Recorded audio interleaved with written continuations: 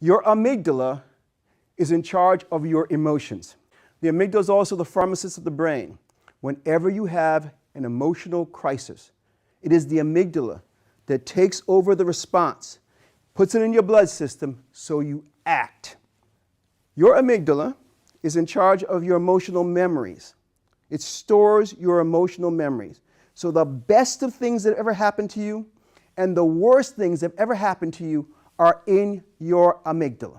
On the other side of the equation is your prefrontal cortex, the most evolved, latest evolved part of the human brain. It's in charge of logic, functioning, good decision making. And one of the jobs of our cortex is to do this, to exercise control over our amygdala, our emotions, our impulses.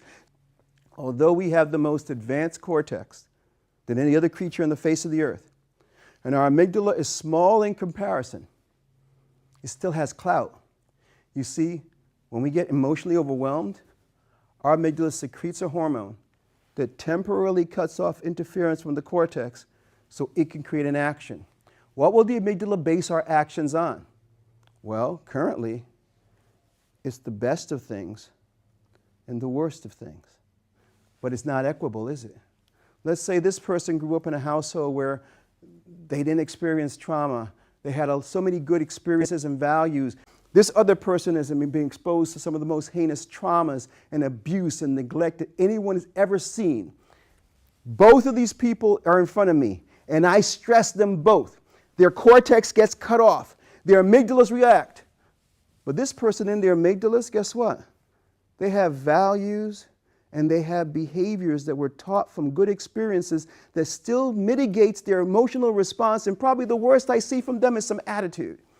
But this person who's seen some of the ugliest things demonstrates the ugliest things they've ever seen. This started to explain to us why we have to get new behaviors into the amygdala.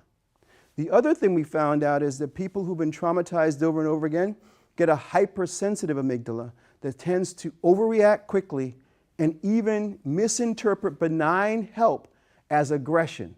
As a result, until we get people more chemically balanced, their chances of doing better is lower.